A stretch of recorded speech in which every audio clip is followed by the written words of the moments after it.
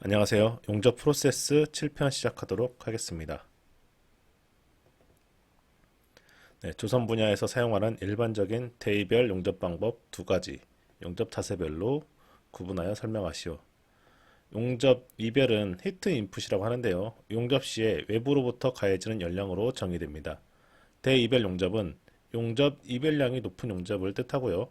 통상적으로 기존에 사용하던 용접 기법보다 이별량이 높은 경우를 대이별 용접 기법이라고 합니다.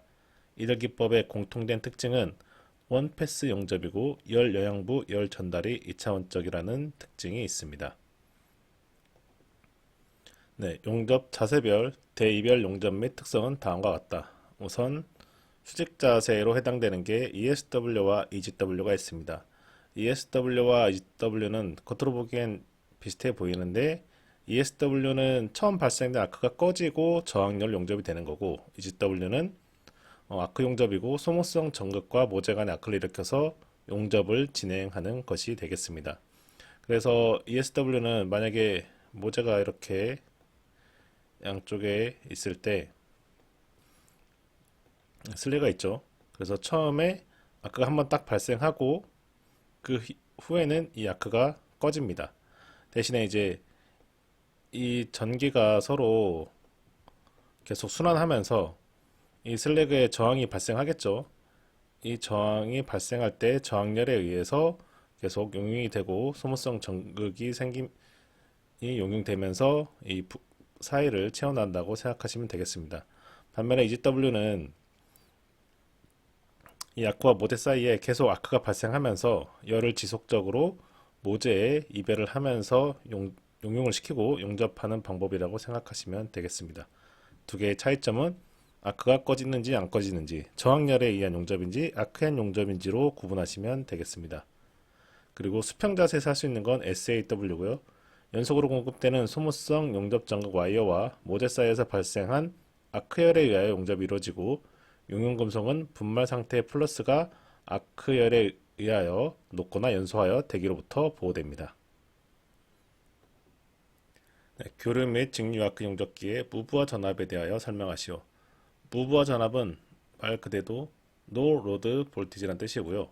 무부하 때 용접기 단자 전압을 뜻합니다. 아크 용접기에서 무부하 전압은 높을수록 아크는 안정하지만 경제성이나 안전성 등을 고려하여 현재의 교류 아크 용접기에서는 전격 전류가 400A 이하의 용접기에서는 대체로 80에서 90V, 500A에서는 90에서 100V 정도를 유지합니다. 직류기의 경우는 아크 안정성이 높기 때문에 55에서 65V 정도로 낮아집니다. 네, 무부하 전압을 좀 쉽게 설명을 드리면, 자, 무부하는 부하가 없는 상태에서 전환이 투입된 것으로 집에서 사용하는 선풍기를 예를 들었을 때 우리가 선풍기를 안 틀고 이제 정지시켜 놓은 경우가 있죠. 하지만 코드는 꽂아 놓고 전기는 내부에 흐르고 있습니다. 그럴 때 그 상태를 무부하 전압 상태라고 합니다.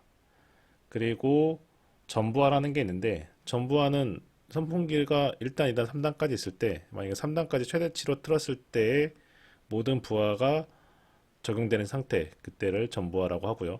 즉 무부하 상태는 지금 작동을 안 하지만 대기 상태에 있는 전압이라고 생각하시면 되겠습니다. 네, 이렇게 무브와 전압이 교류 상태에서는 올라갔다 내려갔다 하면서 기본적인 전압이 유지되고 있고요. 만약에 아크가 발생하면 아크 특성에 따라서 조금 비슷하지만 다르게 그래프가 진행이 됩니다. 자, 극성이 플러스에서 마이너스로 이 부분이겠죠. 또는 마이너스에서 플러스로 변하는 순간에 아크 전압은 순간적으로 높은 전압 P를 표시합니다. 이 P점은 아크의 안정에 중요한 의미를 갖는데, 즉 P점이 높을수록 아크는 불안정하게 됩니다.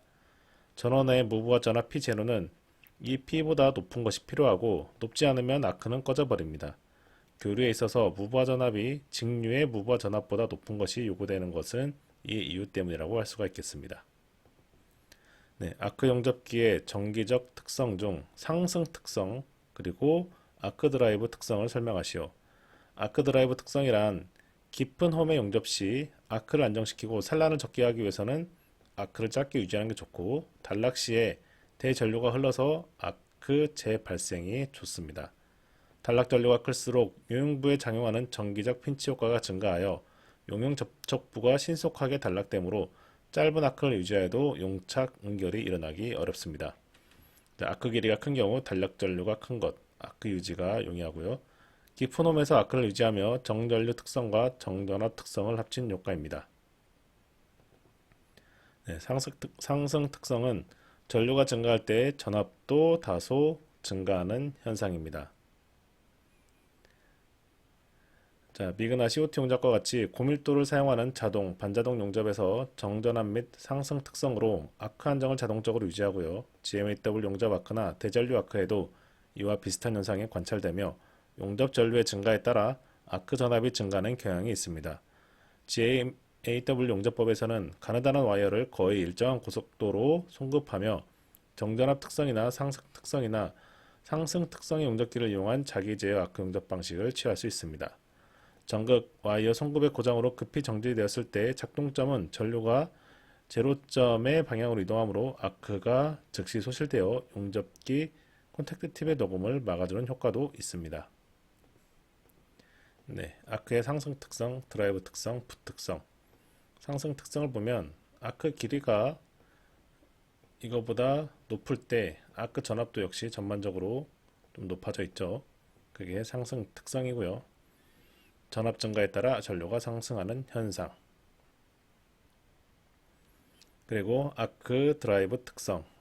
아크 길이를 짧게 유지하며 용접하는 경우 용접봉 끝이 모재에 접촉하여 전기적으로 단락되는 것을 방지하기 위해서 단락 시 큰 전류를 흘려 용접봉에 응착 응결이 되지 않도록 하는 특성이 됩니다. 네, 짧은 아크에서 안정된 작업이 가능하고 좁은 그루브 내에서 루트 패스 용접 시 저전류에서 용락 없는 안정된 작업이 가능하고요. 단락점에서 아크 전류가 급격히 증가하여 전기적 단락을 방지합니다. 또 박환 용접, 루트 패스 용접에 사용됩니다. 네, 세 번째로 부특성. 아크의 전류 밀도가 적을 때 나타나며 일반 전기회로는 ohm의 법칙에 따라 동일 저항이 흐르는 전류는 그 전압에 비례하나 부특성의 경우에는 그 반대로 전류가 크게 되면 저항이 적어져서 전압이 낮아지는 현상입니다. 원래 전류가 증가하면 전압도 증가해야 되는데 지금 낮아지는 특성을 볼 수 있습니다. 네, 아크의 전기적 특성을 한번 보겠습니다. 아크 전압은 아크 길이가 길게 되면 일반적으로 증가하고요. 용접봉의 직경이 클수록 전류 전압도 커지고 피복 아크 용접 시 적정 아크 길이는 보통 심선의 직경만큼 유지합니다. 지금 용접부가 있고 용접봉에서 아크가 이렇게 발생하겠죠. 저는 이제 이 아크 길이가 길수록 전압이 길다고 생각하는데 좀 이해하기 쉽게 외우기 쉽게 생각을 한 게 폭포를 생각한 것처럼 위에서 높은 데서 물이 떨어질수록 힘이 세죠. 그만큼 아크도 길이가 길수록 떨어지는 힘, 물처럼 떨어지는 힘이 크다, 전압이 크다 이렇게 한번 이해를 했는데 여러분들도 편한 방법으로 이렇게 이해를 하시면 좋을 것 같습니다. 아크 길이의 특성, 아크 길이가 길 때 열의 방산으로 용입이 나쁩니다. 네, 이렇게 열이 빠져나가겠죠.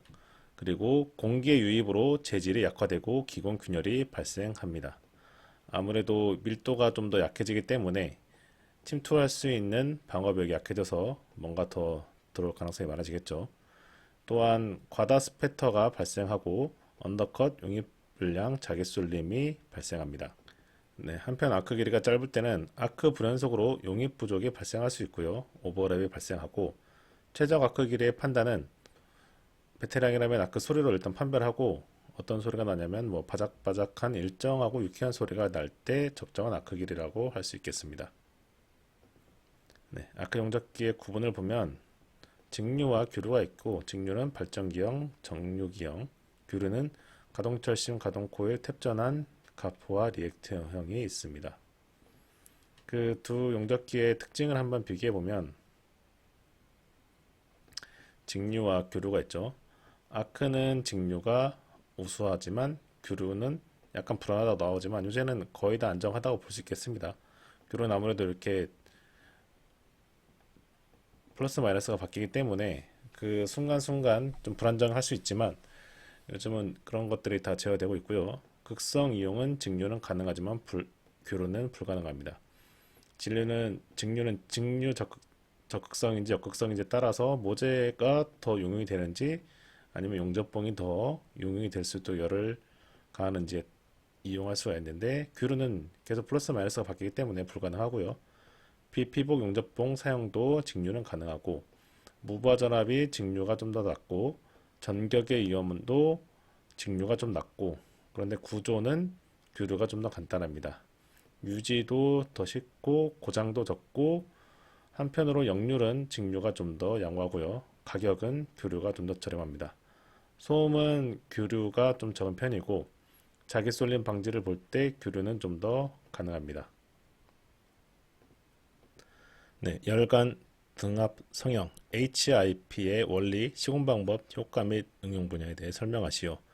HIP는 재료의 가공 방법 중에 하나로 수백에서 2000도씨의 고온과 수십에서 200메가파스칼의 등방적인 압력을 가해서 처리하는 프로세스입니다. 통상 아르곤 등의 가스를 압력 매체로 해서 등방 압력을 가하고요.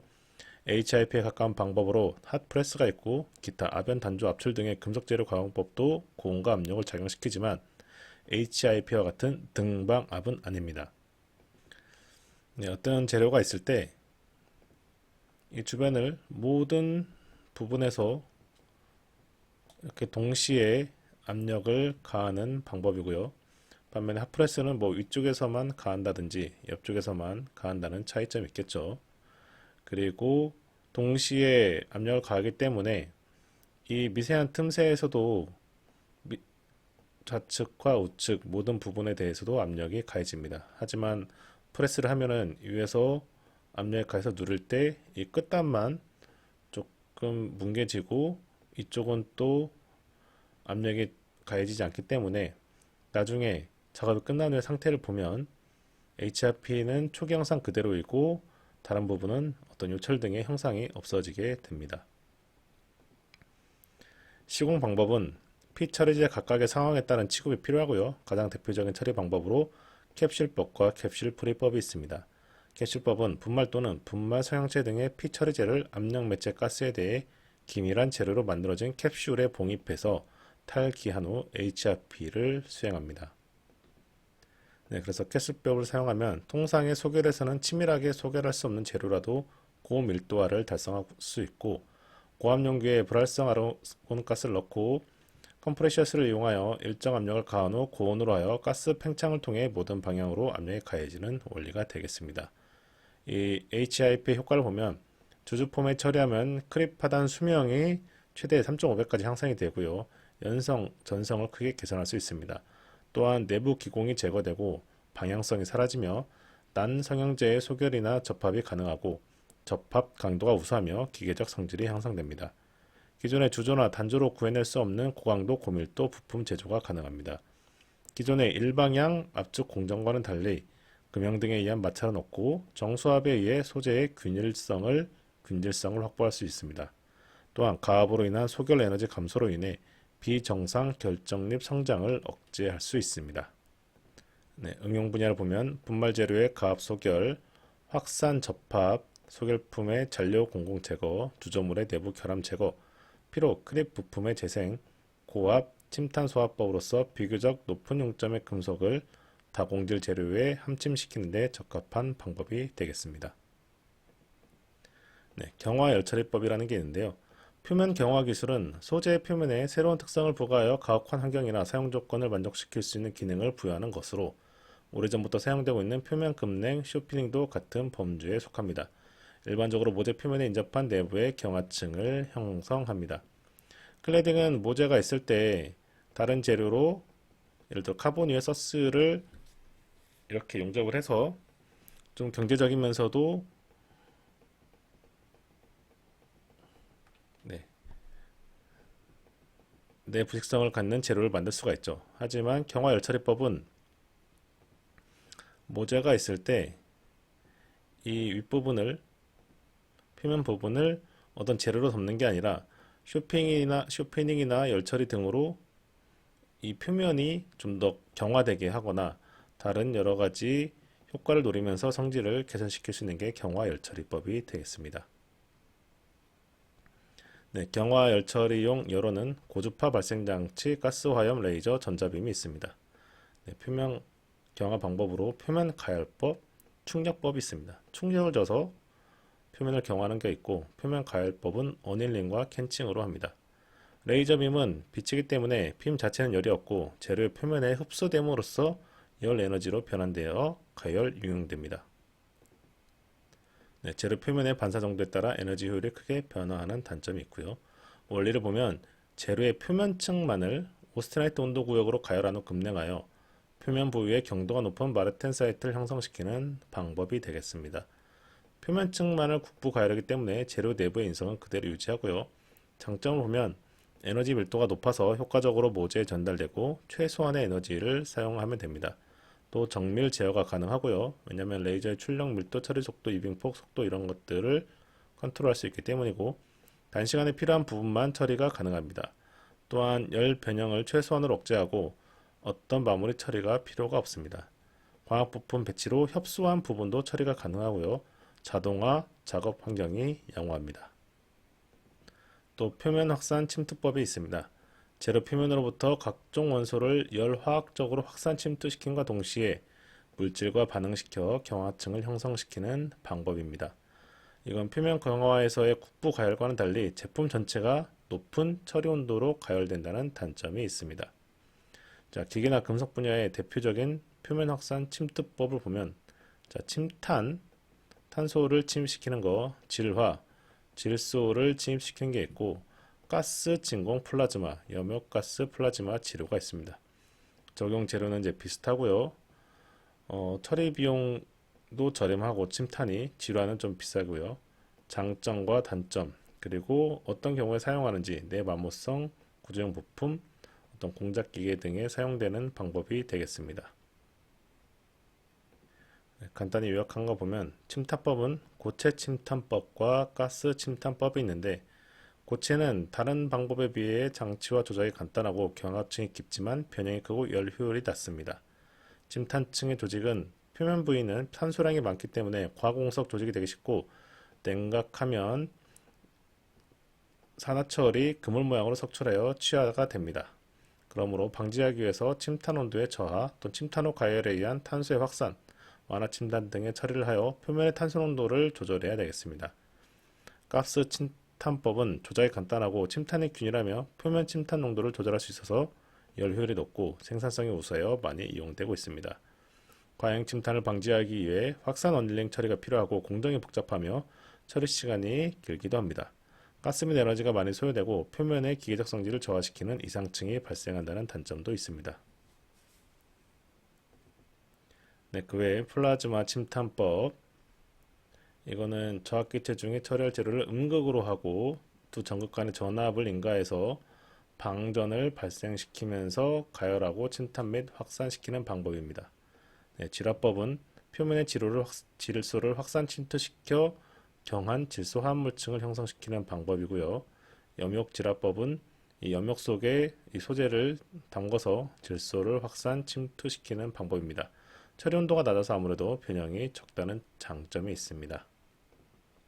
네, 그 외에 가스 질화법, 가스 침탄 질화법, 플라즈마 질화법이 있습니다.